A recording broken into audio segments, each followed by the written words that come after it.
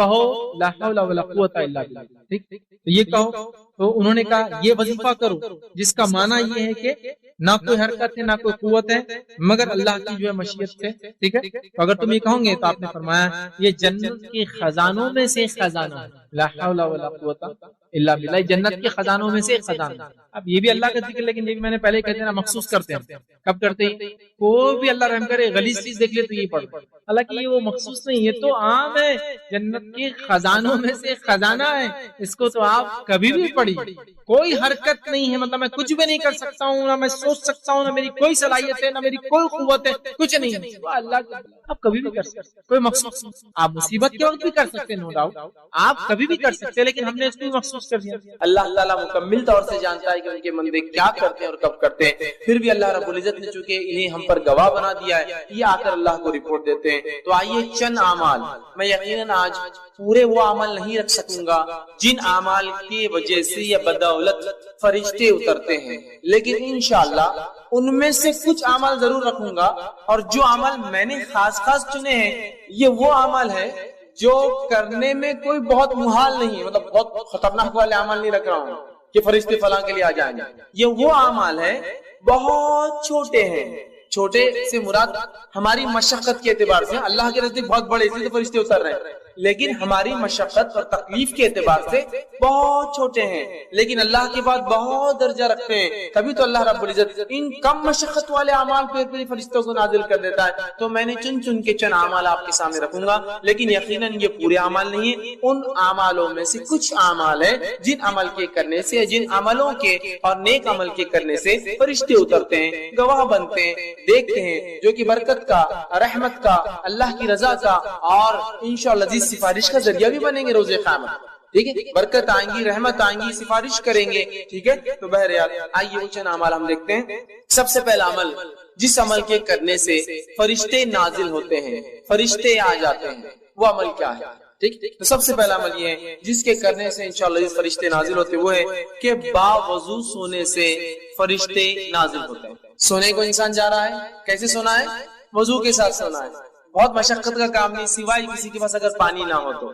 ٹھیک، ورنہ کوئی مشقت کا کام نہیں. انسان نے وضو کیا، اور آج کل تو الحمدللہ میں سمجھتا ہوں ہیٹر کے ساتھ ساتھ کولر بھی ہوتے ہیں حمام کے اندر، کی ٹھنڈا پانی بھی ہو اگر گرمی زیادہ ہو تو، اور گرم پانی بھی اگر سردی زیادہ ہو تو مشقت کم ہوتی ہے. لیکن ہو سکتا ہے کبھی مشقت ہو یا پانی نہ ملے، تو انسان اگر وضو کر کے سوتا ہے اور اگر اس حدیث کے عمل کے مطابق کہ اس سے تو فرشتے نازل ہوتے ہیں، تو پھر میں سمجھتا ہوں یہ بہت ہی جو ہے نیکی کا اور برکت کا باعث بنتے ہیں. کیونکہ فرشتے ہر کسی کے لیے نہیں آتے. بات یاد رکھیے، یہ بات بھی بہرحال یاد رکھیے، فرشتے ہر کسی کے لیے نہیں اترتے ہیں.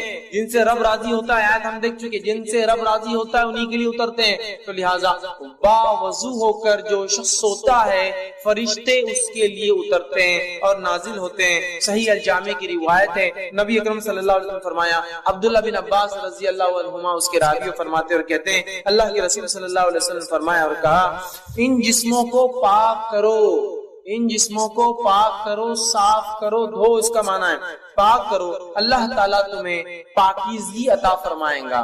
اگر جسموں کو پاک کرو گے تو اللہ پاکیزگی اعمال کے اعتبار سے، سوچ اور وچار کے اعتبار سے بھی انشاءاللہ عطا فرمائیں گا. تو اسلام میں پاکیزگی بڑی اہم چیز ہے.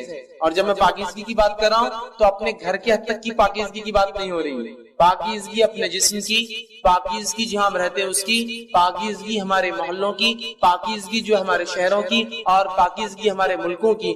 ظاہر ہونا چاہیے کہ ہاں یہ مسلمان ہے اور یہ ایک پاک باز قوم ہے، اس لیے کہ ان کا دین انہیں ہر چیز میں صاف ستھرائی کا حکم دیتا ہے. اور اسلام اتنا پاکیزہ دین ہے، میں آپ کو کیا بتاؤں کہ نبی اکرم صلی اللہ علیہ وسلم جب کھانے کے لیے جاتے تو آپ ہاتھ کو دھویا کرتے، ہاتھ کو دھویا کرتے. مطلب کھانے سے پہلے ہاتھ دھونا یہ اتنا اہم عمل ہے. یہ میں اس لیے آپ کو رکھ رہا ہوں کہ دنیا کے اندر یونیسیف کی طرف سے یا ورلڈ ہیلتھ آرگنائز WHO کے طرف سے ایک دن دنیا بھر میں منایا جاتا ہے ہینڈ واشنگ ڈے، تاکہ لوگ عادی ہو ہاتھ دھو چکے. اکثر لوگ بغیر ہاتھ دھو کے کھانا کھاتے ہیں، اور اکثر بیماریوں کی وجہ سائنسی اعتبار سے بغیر ہاتھ دھو کے کھانا کھانا. تو ایک دن ہے پورا سال میں منایا جاتا ہے، صرف ہاتھ دھونا سکھایا جاتا ہے. ہمارے دین نے تو سکھا دیا کہ ہمارے نبی تو 5 وقت وضو کے علاوہ غسل کے علاوہ کھانے سے پہلے ہاتھ دھوتے، اور صفائی پاکیزگی کا تو یہ معاملہ ہے، تو ان جسموں کو پاک کرو، اللہ تمہیں پاکیزگی عطا کرے۔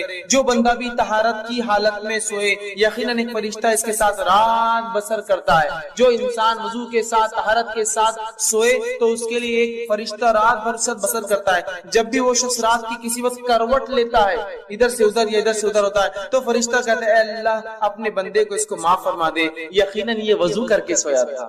سبحان اللہ، وضو کر کے سویا، رات میں کروٹ لے رہا ہے، آرام اس کو مل رہا ہے، ایک فرشتہ تعینات ہے، رات بھر دیکھ رہا ہے۔ جب بھی اس نے کروٹ بدلی وہ اللہ سے دعا کرتا ہے اللہ اس کی مغفرت کر دے، اس کو بخش دے، وجہ یہ وضو کر کے سویا تھا، تیرا پاکیزہ بندہ ہے۔ دیکھیے کتنی بڑی بات ہے، صرف وضو کر کے۔ اور یہ وضو کر کے سونا یاد رکھیے اس حالت میں بھی ہے کہ اگر آپ کو غسل نہ بھی ہو تو، اس لیے کہ وضو ایک مستقل عبادت ہے، غسل ہونا نہیں ہونا ایک دوسری چیز ہے۔ حالانکہ غسل اگر نہ ہو تو وضو سے آپ عبادت نہیں کر سکتے، لیکن وضو خود عبادت ہے۔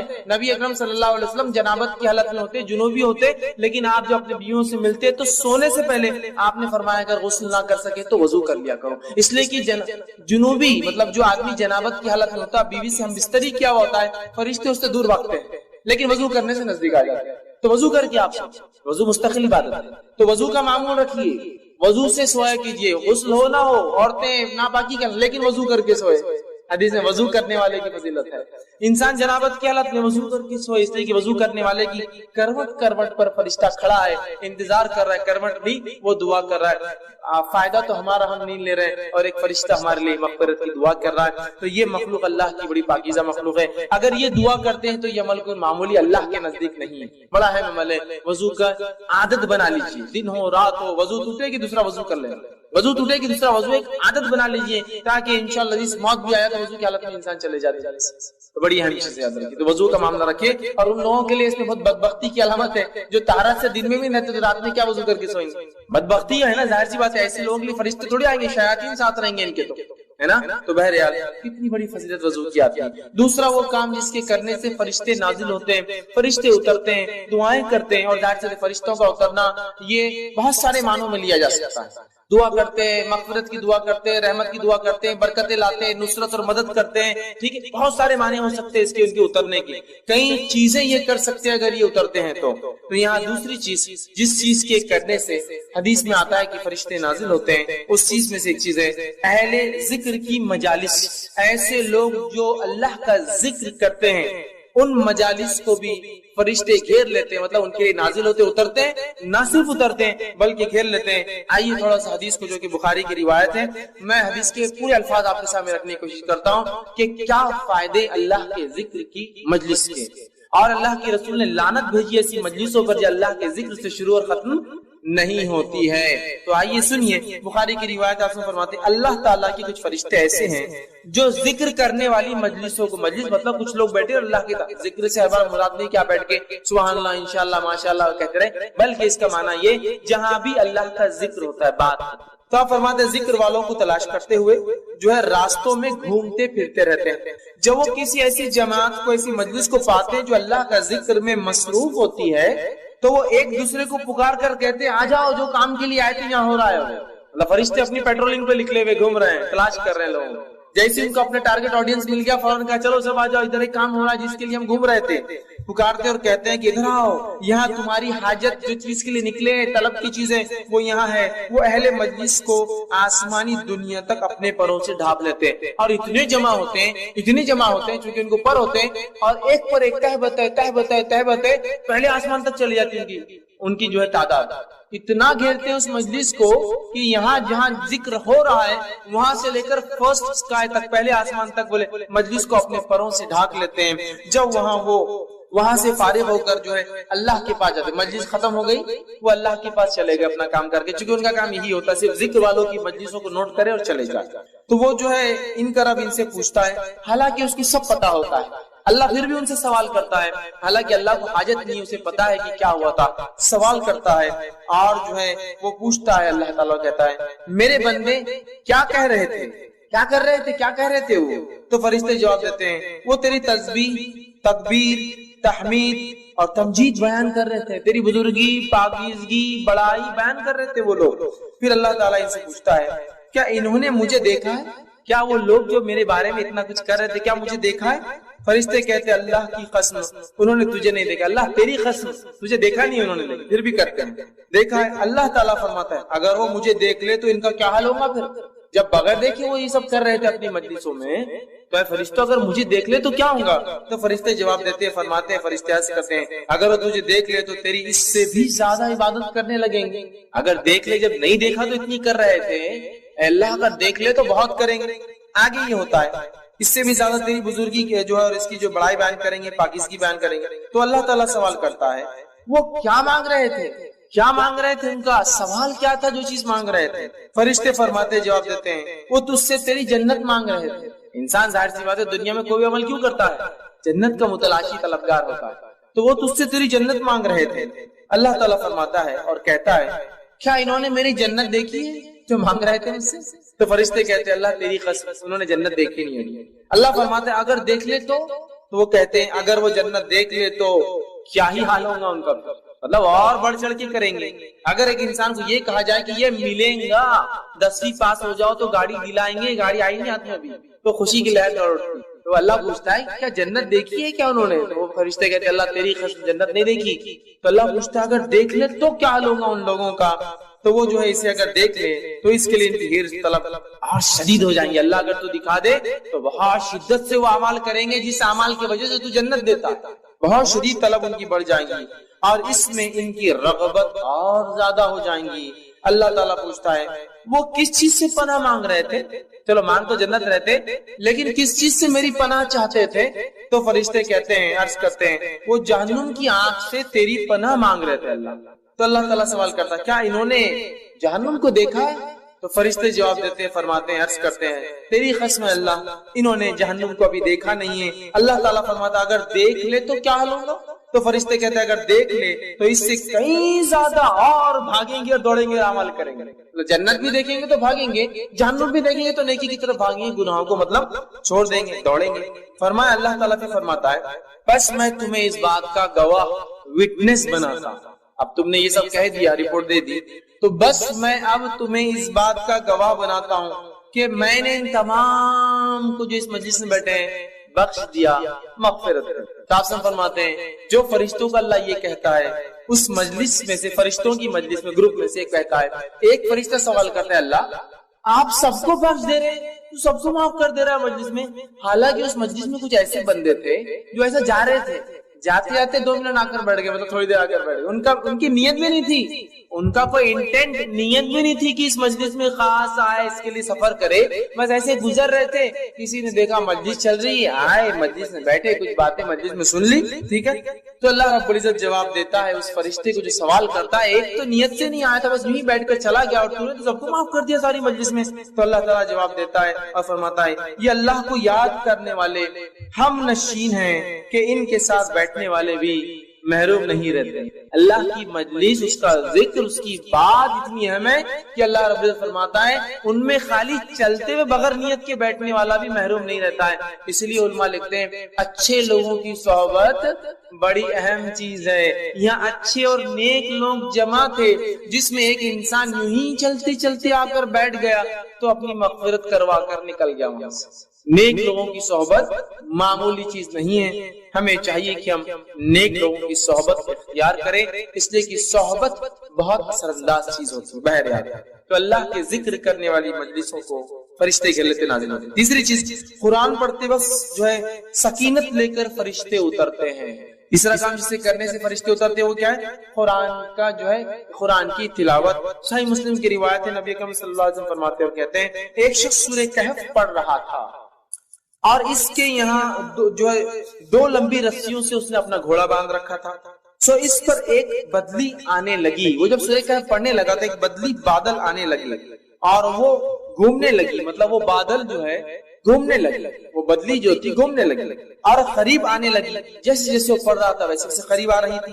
اس کا گھوڑا اس کو دیکھ کر بدکنے لگا, ڈرنے لگا یہ کیا ہو رہا ہے. پھر جب صبح ہوئی تو وہ نبی اکرم صلی اللہ علیہ وسلم کے پاس آیا اور ذکر کیا اللہ کے رسول ایسا ایسا ہوا. تو آپ نے فرمایا یہ جو تسکین ہے جو قرآن کی برکت سے اتر رہی تھی, اور ایک روایت میں وہ فرشتے تھے جو سکینت کو لے کر تجھ پر اتر رہے تھے. تو قرآن کی تلاوت اور بالخصوص سورہ کہف کی تلاوت کرنے سے سکینت اترتی ہے, اور سکینت کو جو لاتے ہیں وہ ہوتے ہیں فرشتے. تو اگر کوئی انسان تلاوت قرآن کرتا ہے تو سکینت طاری ہوتی ہے. اللہ ہم پر رحم کرے. ہمارے گھروں میں تو قرآن کبھی کبھار کھلتا ہے. اگر پوچھا جائے, میں آپ سے بدگمانی نہیں کر رہا ہوں لیکن ایک عام سوال, عام بات کہہ رہا ہوں, کسی سے پوچھا ہے آخری بار قرآن کب پڑھے تھے, تو دادا کا انتقال ہوا تھا تو تب نکلا تھا. اب کب ہوگا, تو اب انتظار کر رہے ہیں, کوئی اور جائیں گا تو پڑھ دیں گے. پھر اس کے لیے یہی حالت. آخری بار کا انتقال ہوا تھا نہیں, اس کے علاوہ وہ جب گھر بنائے تھے نہ, جب پڑھ لیے تھے. اس کے بعد جب نئی دکان بنی, مطلب یاد بھی ہوگا صدیوں سالوں سالوں کا رہتا. 10 سال پہلے دکان کھلی تو جب پڑھے تھے, پھر دادی مرے یا دادا مرے تب پڑھے تھے, پھر نئے گھر بنا تو تب پڑھے تھے. گویا قرآن صرف رسم کے طور پر رہ گیا. یا پھر خوب جھگڑا ہو جائے, اپنے طرف اپنے حق کی بات ہو تو پھر قرآن پڑھ لیتے, جو قرآن میں لکھا ہوا ہے. اپنے خلاف ہو تو پھر نہیں, وہ سب ٹھیک نہیں, جو چل رہا ہے اس کو ماننا پڑے گا. تو قرآن سے آج دوری ہے. صرف قرآن پڑھنے والے کے لیے اگر سکینت اور فرشتے اترتے ہیں تو پڑھ کر عمل کر کے اس کو دوسروں تک پہنچانے والوں کے لیے کیا کیا نہیں ہوتا ہوں. اگر سٹارٹنگ میں یہ حال ہے تو جب شروعات اس درجے کی ہے تو خاتمہ کس انداز کا ہوگا, یہ اندازہ لگا لیجیے. اسی طرح فرشتے جن لوگوں کے لیے اترتے ہیں ان میں سے ایک ہے مسجد میں قرآن پڑھنے اور پڑھانے والوں پر فرشتے نازل ہوتے ہیں. ایک تو قرآن پڑھنا عام, مسجد میں پڑھنا مطلب مسجد ایسی جگہ ہے جہاں اللہ کا ذکر کرنا چاہیے, اور قرآن اس میں سب سے افضل ہے, یاد رکھیں بہت افضل ذکر. تو لہٰذا مسجد میں اگر قرآن پڑھے اور پڑھائے, پڑھنے اور پڑھانے والوں کے لیے فرشتے نازل ہوتے ہیں. ابو ہریرہ رضی اللہ عنہ حدیث کے راوی فرماتے اور کہتے ہیں, یہ صحیح مسلم کی روایت ہے, جو شخص, میرا حدیث لمبی ہے اس کا خالی وہ ٹکڑا رکھتا ہوں, جب لوگ اللہ تعالیٰ کی کتاب پڑھنے اور پڑھانے کے لیے اللہ تعالیٰ کے گھروں میں سے کسی گھر میں جمع ہوتے ہیں تو ان پر اللہ تعالیٰ کی رحمت اترتی ہے جو انہیں ڈھانپ لیتی ہے, فرشتے انہیں گھیر لیتے ہیں, اور اللہ تعالیٰ فرشتوں میں ان کا ذکر کرتا ہے. تو جب مسجد میں قرآن پڑھا جاتا ہے تو نتیجہ یہ نکلتا ہے کہ اس کے نتیجے میں فرشتے نازل ہوتے ہیں, تو قرآن پڑھا جا رہا ہے, اور جو ہے اس کو گھیر لیتے ہیں, اور اللہ تعالیٰ فرشتوں میں ان لوگوں کا ذکر کرتا ہے جو مسجد میں قرآن پڑھتے یا دوسروں کو پڑھاتے ہیں.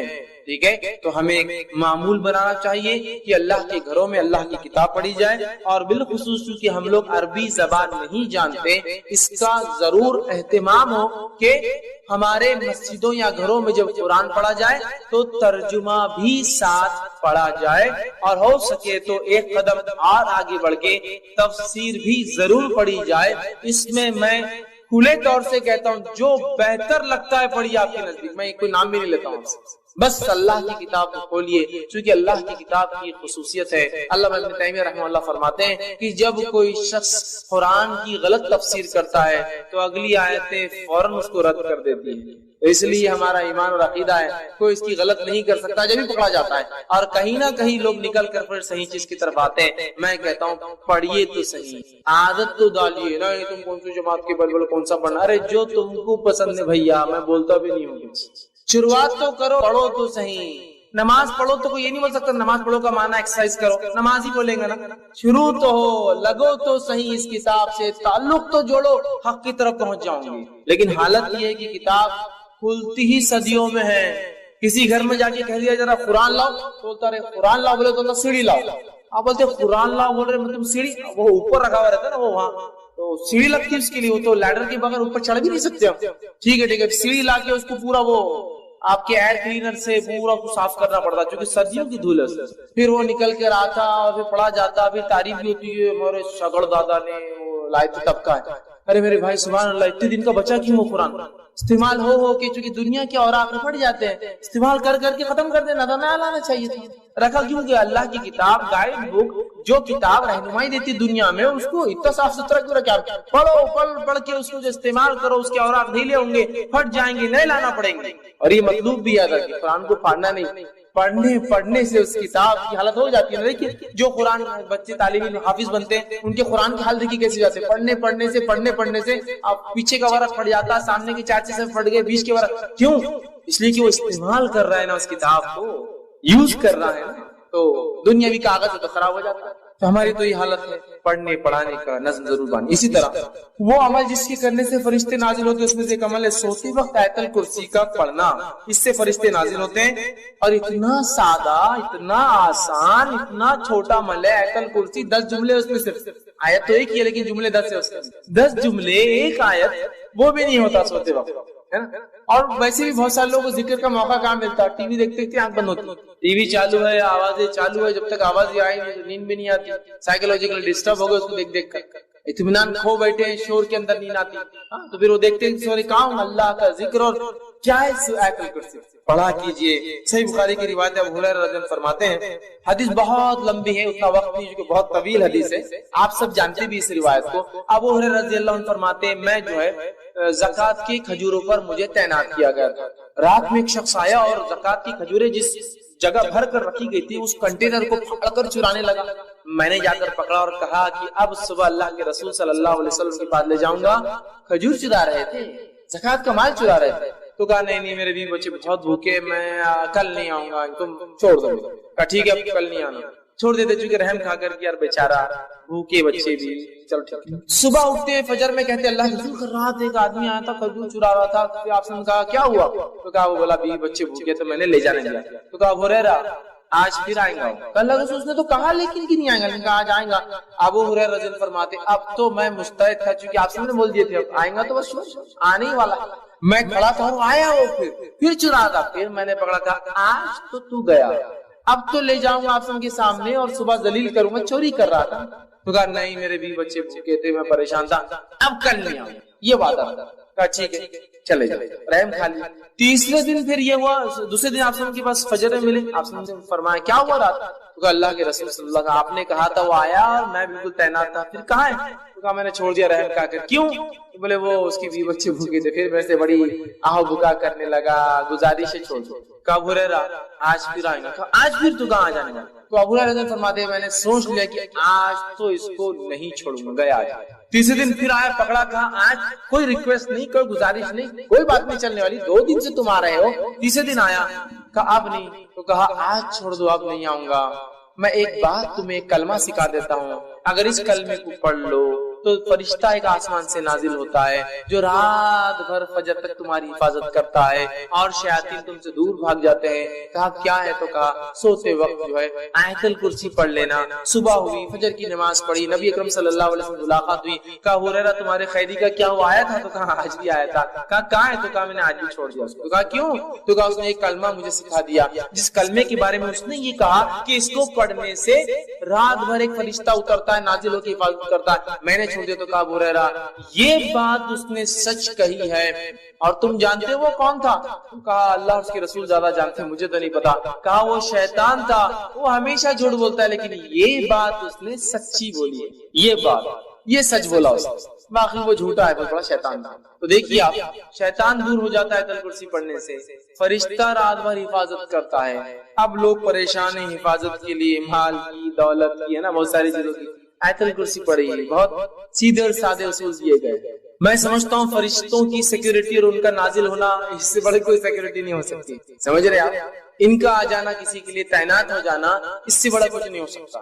لیکن اب مسئلہ یہ ہم لوگوں کا کہ بات سمجھ میں نہیں آتی. اب ایک سین تصور کیجیے کہ سمجھ لیجیے ایک شخص آپ کے سامنے آ رہا ہے اور اس کے پیچھے 2 پولیس والے چلتے ہوئے آ رہے ہیں. ملنے کی ہمت کرتے آپ, بہت بھاری آ رہی ہے تو پولیس ساتھ چل رہی ہے, اس کو تو کوئی حد بھی نہیں لگا سکتا کہ پولیس والے ساتھ رہتے ہیں, سادے پولیس والے. اب پولیس والے جن کے پاس بندوقیں لگی ہوئی ہو, اس کا تو مقام بڑھ گیا نا, اسٹین گنس ہو اور بڑھ گئے, AK-47 لے کے اس کے پیچھے جا رہے, اور بڑھ گئے پولیس سے ہٹ کر ٹوپی صرف بدل جائے, ٹوپی کے بدلے کالا کپڑا ہو تو بہت خطرناک آدمی دکھ رہے. اتنی بڑی سیکورٹی, ٹوپی نہیں سر پہ, وہ سر پہ کفن باندھا ہوئی آدمی اس کے ساتھ گھوم رہا. کمانڈوز جو ہوتے ہیں وہ کفن باندھے ہیں نا, ان کا یہ مقصد ہے کہ اب جان بھی جائے تو کوئی مسئلہ نہیں. ٹوپی نہیں تو مطلب بہت بڑا آدمی دکھ رہا ہے, سمجھے نا, اندازہ ہوتا ہے. اب اندازہ لگائیے فرشتہ کھڑا ہے آپ کے لیے رات بھر, اللہ تعالیٰ کی ایک مخلوق جس کی طاقت، حیت، کیفیت، توانائی ایسی ہے کہ یہ روایت میں آتا کہ ایک فرشتہ جو خبر میں قرآن جو نہیں پڑھتا تھا اس کو جو سزا دینے پر متعین رہے گا،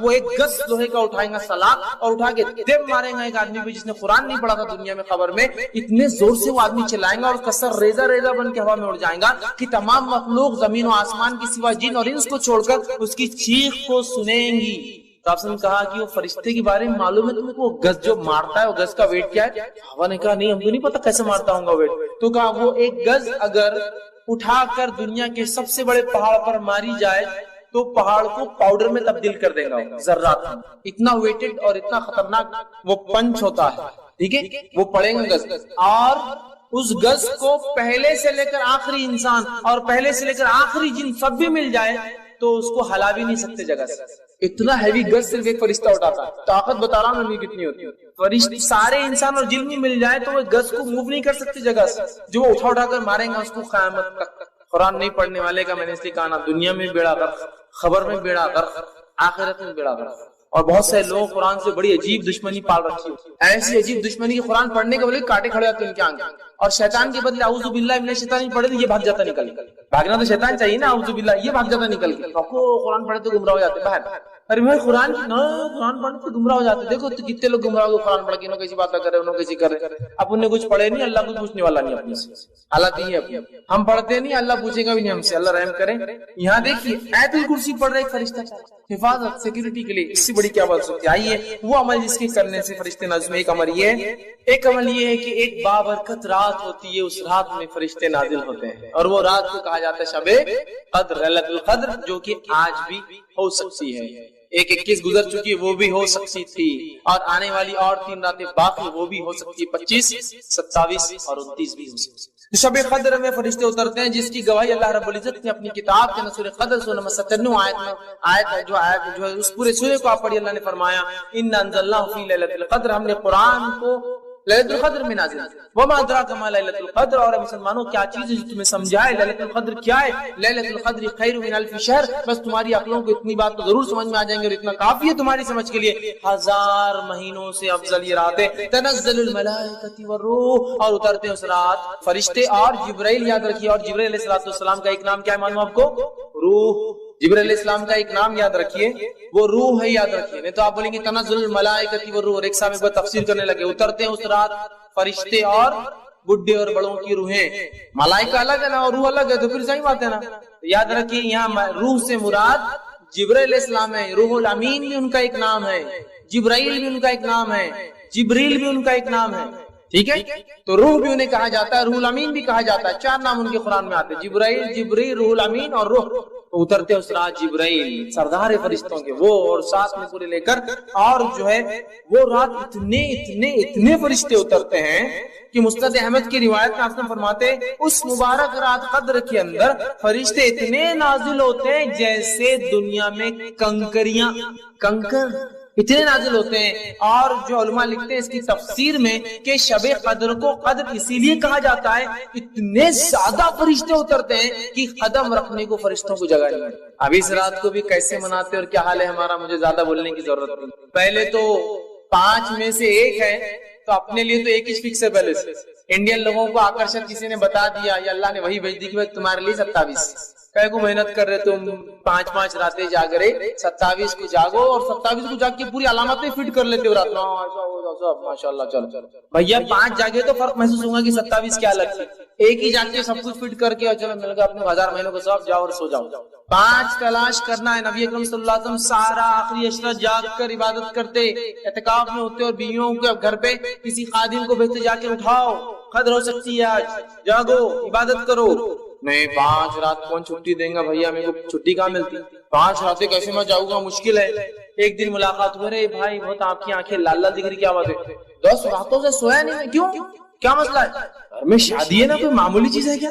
ہلدی، مہندی، سانچک، رجگے، شادی، ولیمہ، جماگی، کیا کیا نہیں رہتا، اتنا سب کرنا پڑتا، تو رات بھر میں جاگ رہا۔ اچھا شب قدر کی 5 وہ نہیں ہو سکتی، کیونکہ شادی کا ثواب شاید اس سے زیادہ ہے وہ جاگنے کا، وہ بدعتوں اور رسومات اور خرافات کرنے کا، اس لیے نہیں ہوا۔ ارے آپ بہت جاگے ہوئے دکھ رہے تھے، 1 مہینے سے آپ جو ہے سوئے نہیں، جاگتے رہے، گھر میں بیمار ہے نا میرے امی، ارے ٹھیک ہے، اس کو تو مطلب بیماری کے لیے جاگ سکتے، رسومات کے لیے جا سکتے، سفر کے لیے جاگ سکتے، خرافات کے لیے جا سکتے، پکنک کے لیے گھومنے پھرنے جانا ہے تو جاگ سکتے ہیں، لیکن شب قدر کی 5 رات ذرا ٹف ہو جاتا، مشکل ہے۔ اس دن بزنس ڈوبتا ہوا نظر آتا، باس چڑھتا ہوا نظر آتا، نوکری جانے کا ڈر لگتا، باقی جگہ نہیں ہوتا، باقی جگہ نہیں ہوتا۔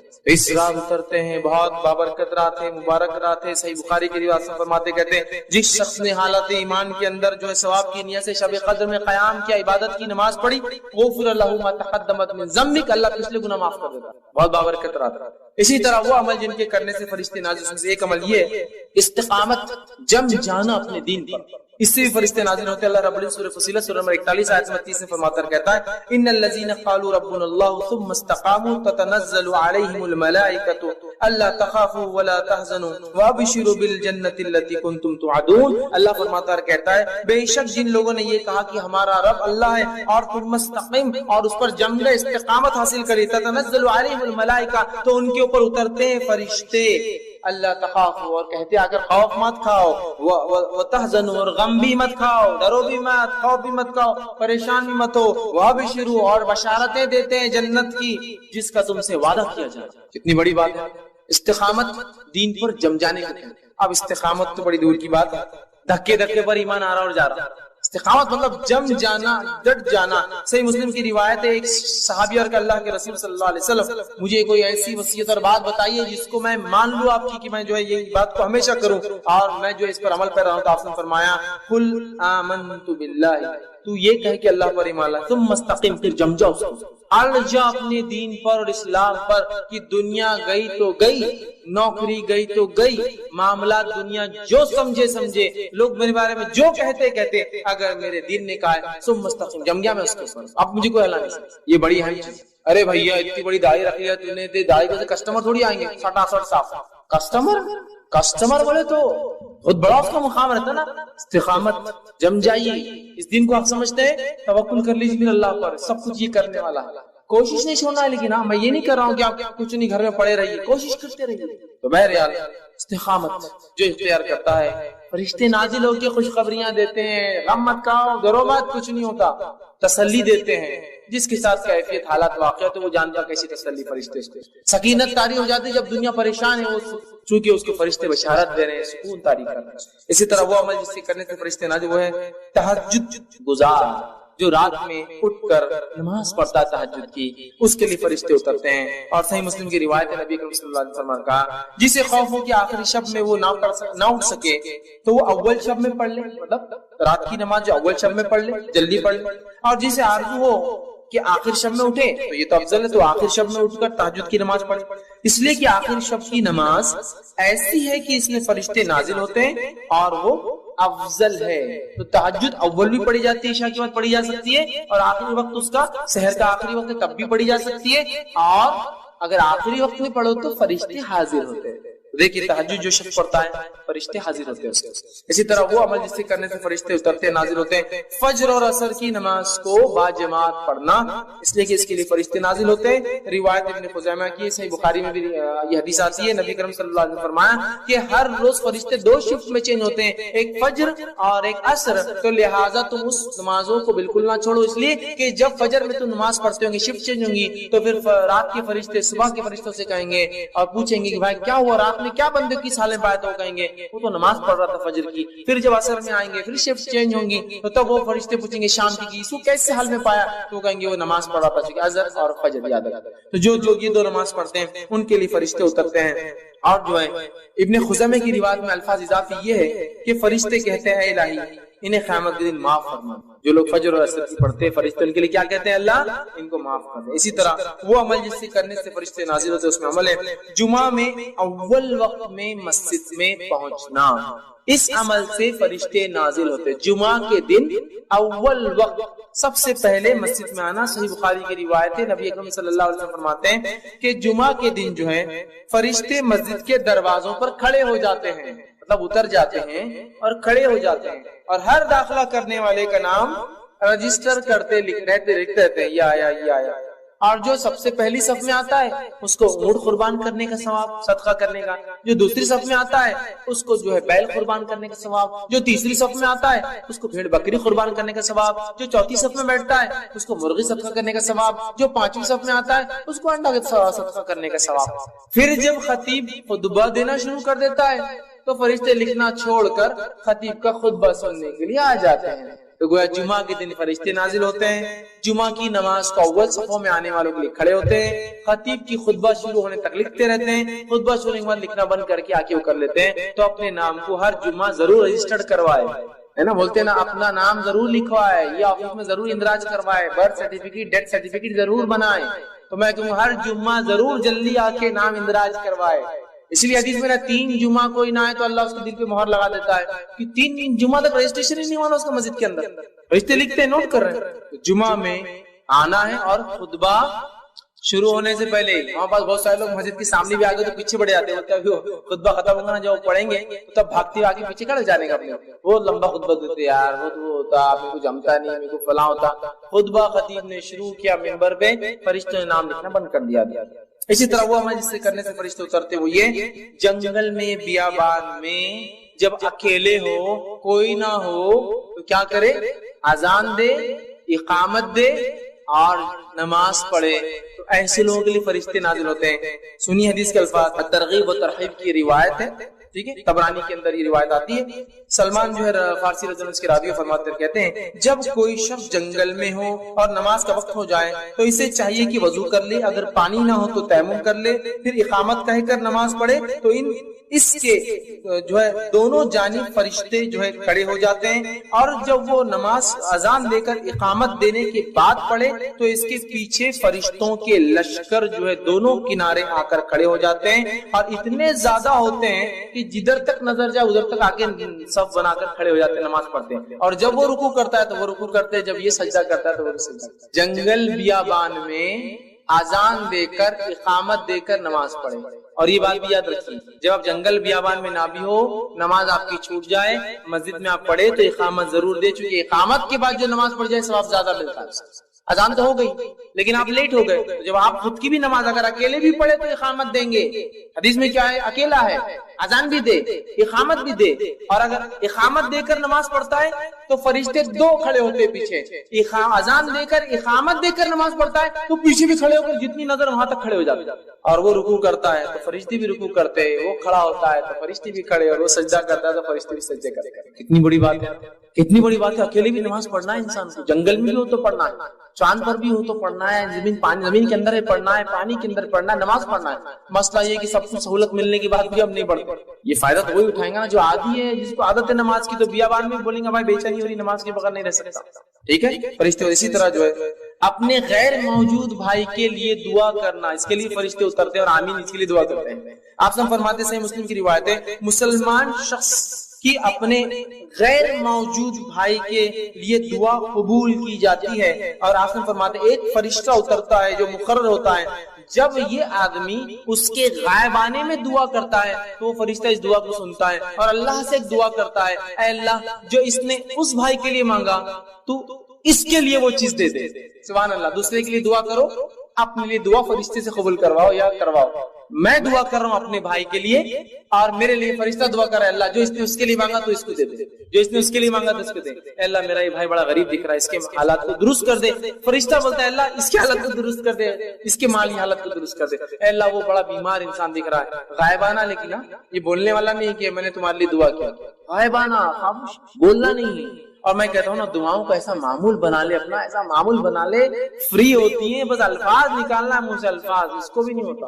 دعاؤں کا تو بڑا مسئلہ ہے بھیا، کہاں دعائیں کرتے ہیں. اور اگر کوئی دعائیں دے تو ویسے ہوتا ہے اتنے بڈھے ہو گئے تم، پورے داڑھی میں بال ابھی بھی کالے اور دعائیں دے رہے تم ہم کو. شرم آ رہی تمہاری دعاؤں کو سن کے. ہم دعاؤں کے چلن نہیں نا، چلن ہی نہیں. اور ہمارے پاس ہندوستان میں تو وہ حال ہے دعاؤں کا کہ کوئی دعائیں دے دے اور دعا دینے کو لوگ ڈرتے بھی ہیں کہ جو دعا دیے تو بڈھے ہو جاتے، اور یہاں بڈھا تو کوئی ہوتا نہیں، سب جوان مرتے ہمارے پاس.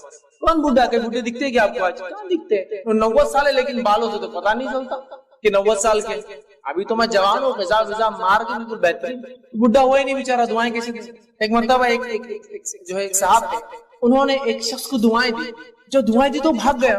میں نے کہا تمہیں وہ آدمی دعائیں دے رہا تم بھاگ گئے؟ تو نہیں بولے اتنا سا بچہ دعا دے رہا ہے، شرم آ رہی تھی سننے. دعاؤں کے چلن نہیں، عام کر دیجئے دعاؤں، عادی ہو جائیے دعاؤں. اگر دعاؤں کا معمول دیکھنا ہے تو عرب کو دیکھیے. بات ہے اس کی کہ میں آیا ہوں یہ کام کے لیے، اس سے پہلے 10 دعائیں اور جاتے وقت 10 دعائیں اور کام تھا اس کو خالی میں یہ کام کے لیے آیا ہوں. جو لوگ گلف کنٹریز میں گئے ہوں گے آپ دیکھیے، ہوا بھرانے کے لیے آپ کہیں جائیے وہ 2-4 دعائیں دیں گا، جو بھرنے والا اگر ہوگا تو جاتے وقت 2-4 دعائیں اور کام کیا تھا ہوا بھرو بولنا. آپ عادی ہے وہ دعائیں، عادی بن جائیے تبھی تو نکلیں گی نا غائبانہ اپنے بھائی کے لیے دعا. جب سامنے نکلیں گی تو پیچھے بھی نکلیں گے. عادت بنائیے دعائیں دینے، خوب دعائیں دیجیے. عربی ضرور نہیں، آپ اردو بولو نا، اللہ اچھا رکھو اللہ سے، یہ تو بول سکتے ہیں نا. چلو عربی نہیں آتی یہ تو بول سکتے ہیں، کیا مسئلہ؟ اتنے الفاظ نہیں، وہ بھی گھس کی زبان ہماری بولنے کے لیے. غائبانہ دعا کی فضیلت تو آپ دیکھیے، آپ اس کے لیے اتنی بڑی بات. دعاؤں کا معمول ہر جگہ، دعاؤں کا معمول عادی بنا لیجیے. دعائیں نکالیے. ایمبولینس جا رہی ہے سامنے سے، کوئی نہ کوئی ہے خطرے میں ہے، اے اللہ اس کو شفا اور صحت دے، ورنہ چل گیا تو کیا کریں گے؟ ایمرجنسی میں دکھ رہا نا، ایمبولینس میں جا رہا، نکلنا چاہیے دعا دعا. غائبانہ دعا ہوں گی اس کے لیے، آپ نہیں پتا کون ہے بیچارہ. تو دعاؤں کی عادی ہوں گے تو جب ایمبولینس دعا نکلی. دعائیں کا مسئلہ ہے نا بڑا. دعائیں دیجیے، کثرت سے دیجیے، غائبانہ دیجیے، فائدہ اٹھائیے. فرشتہ اترتا ہے، سنتا ہے، آمین کہتا ہے اور اللہ سے کہتا ہے اللہ اس کو وہ دے جو اس نے اپنے بھائی کے لیے مانگا. بہت بڑی بات ہے، یاد رکھیے بہت بڑی بات ہے فرشتوں کا ہمارے لیے دعا کرنا. وہ عمل جسے کرنے سے فرشتے نازل ہوتے ہیں، دعائیں کرتے ہیں. اس میں سے ایک عمل یہ اللہ کے لیے کسی بھائی سے ملاقات کے لیے جانا. اللہ کے لیے کسی بھائی سے ملاقات کے لیے جانا. صحیح مسلم کی روایت ہے، آپ سے فرماتے اور کہتے ہیں ایک آدمی دوسری بستی کی طرف جانے لگا اپنے ایک دینی بھائی سے، مسلمان بھائی سے ملنے کے لیے. تو اللہ تعالیٰ نے راستے میں ایک فرشتے کو تعینات کر دیا، اس کی آزمائش کے لیے، اس سے پوچھنے کے لیے کر دیا. جب وہ اس فرشتے کے پاس پہنچا تو اس فرشتے نے پوچھا کہاں جا رہے ہو؟ تو شخص نے کہا میں اس بستی میں اپنے بھائی سے ملنے کے لیے جا رہا ہوں. فرشتے نے پوچھا کیا تو نے اس پر کوئی احسان کیا ہے جس کی وجہ سے تو وہاں جا رہا ہے؟ جیسا کچھ لینا ہے اس سے، کوئی احسان، پیسے دیا ہوا تو ادھار واپس لینے جا رہا، کچھ کرنے، احسان کیا ہے؟ تو اس پر کوئی احسان کیا ہے جسے تو بڑھانا چاہتا ہے یا لینا چاہتا ہے؟ کہا نہیں، بس میں اتنی سی بات کے لیے جا رہا ہوں کہ اللہ تعالیٰ مجھ سے راضی ہو جائے، اس خاطر چونکہ میں اس سے اللہ سے محبت کرتا ہوں اور میرا رب مجھ سے راضی ہو جائے بول کر میں اپنے اس بھائی سے ملاقات کے لیے جا رہا ہوں. وہ اس کا رشتہ دار نہیں ہے، دینی بھائی ہے، ملاقات کے لیے جا رہا ہوں جس طرح تو نے رضا کی خاطر. فرشتے نے جواب دیا جس طرح تو نے رضا کی خاطر اپنے بھائی سے تو محبت کی خاطر جاتا ہے. تو وہ فرشتہ دعا دیتا ہے اور کہتا ہے کہ محبت کی ہے اس لیے تو جا رہا ہے اپنے بھائی سے، اللہ تعالیٰ بھی تجھ سے محبت فرماتا ہے، تجھ سے محبت کرتا ہے. فرشتہ نازل ہوا اس شخص کے لیے جو اپنے بھائی سے صرف اللہ کے لیے ملنے ہے نا. تو یہ بھی معمول بنائیے، اپنے دوست، رشتہ دار تو اور زیادہ حقدار ہے، لیکن ایسے لوگ جو دینی اعتبار سے ہے ملاقات کیجیے ان سے جا کر. یہ بڑا افضل عمل ہے. اللہ کے فرشتے نازل ہوتے ہیں ایسے لوگوں کے لیے، دعائیں کرتے اور اللہ محبت کرنا شروع کر دیتا ہے. ٹھیک ہے، اسی طرح جو ہے وہ شخص جس کے لیے فرشتے نازل ہوتے ہیں ان میں سے ایک ہے لوگ اس سے رشتہ توڑے اور وہ ان سے رشتہ جوڑے رکھے. لوگ اس سے رشتہ توڑے اور وہ ان سے رشتہ جوڑے رکھے. ایسے لوگوں کے لیے بھی فرشتے نازل ہوتے ہیں. صحیح مسلم کی روایت ہے، ابو ہریرہ رضی اللہ عنہ فرماتے ہیں کہتے ہیں کہ اللہ کے رسول صلی اللہ علیہ وسلم نے کہا کہ آپ کے پاس ایک شخص آیا اور اس نے کہا اللہ کے رسول میرے کچھ رشتہ دار ہیں کہ میں ان سے تعلق جوڑتا ہوں اور مجھ سے تعلق توڑتے ہیں. میں ان سے حسن سلوک کرتا ہوں، وہ میرے ساتھ برا سلوک کرتے ہیں. میں ان کے ساتھ تحمل اور بردباری مطلب معاف کرتا ہوں، درگزر کرتا ہوں، ظاہر کرتا ہوں، اور وہ میرے ساتھ نادانی سے پیش آتے ہیں. آپ نے فرمایا اگر ایسا ہی ہے جیسا تو بتا رہا ہے کہ وہ ایسا کرتے ہیں تیرے ساتھ، تیری اس کی بات کہتا ہے تو گویا ان کے منہ میں تو راکھ ڈالتا ہے، گرم راکھ. تیرا یہ اتنا اچھا عمل ان کے منہ میں تو انگار ڈال رہا ہے اس عمل کی وجہ سے، مطلب وہ توڑتے تو نہیں توڑتا. پھر فرمایا ان کے مقابلے میں تیرے ساتھ ہمیشہ اللہ کی طرف سے ایک مددگار رہے گا جب تک تو اس عمل پہ باقی رہے. کب تک ایک مددگار اللہ کی طرف سے تیرے ساتھ رہے گا؟ جب تک وہ رشتہ توڑے اور تو جوڑتے رہے. ایک فرشتہ تیرے ساتھ ہمیشہ مددگار بن کر رہے گا. سیکیورٹی فرشتہ ہے آپ کے ساتھ، بڑی اہم بات ہے، بہت اہم چیز یاد رکھیں. علی بن ابی طالب رضی اللہ عنہ کو ایک بار کہا گیا کہ آپ خلیفہ ہیں، پروٹیکشن لے لیجیے، حفاظت کے لیے کچھ لوگ رکھتے ہیں. تو کہا اللہ نے فرشتے تعینات کر رکھے ہیں، جب تک وہ رہیں گے کوئی مجھے نقصان نہیں پہنچا سکتا. جب اللہ انہیں حکم ہٹنے کا دے دے گا تو کوئی مجھے بچا نہیں سکتا. تو کوئی زیادہ فائدہ ہونے والا نہیں ہے حفاظتی دستے رکھ کر. کتنی اہم بات ہے، یہ بڑی اہم بات ہے. اسی طرح مریض کی عیادت کو جانے سے فرشتے نازل ہوتے ہیں. مریض کی عیادت، بیمار. مسند احمد کی روایت ہے، جو آپ سے فرماتے ہیں جب کوئی مسلمان دن کے کسی گھڑی میں اپنے بھائی کی عیادت کرے تو اللہ تعالیٰ کے 70,000 فرشتے اللہ بھیجتا ہے. کتنے فرشتے بھیجتا ہے؟ 70,000 70,000 فرشتے بھیجتا ہے. اور وہ فرشتے اگر دن میں جاتا ہے تو شام تک دعائیں مغفرت کرتے ہیں، اور اگر شام میں جاتا ہے تو صبح تک دعائیں مغفرت کرتے ہیں. کس شخص کے لیے؟ جو بیمار کی عیادت کرنے جاتا ہے. اللہ تعالیٰ اس کی بھی ہمیں توفیق دے. بیمار کی عیادت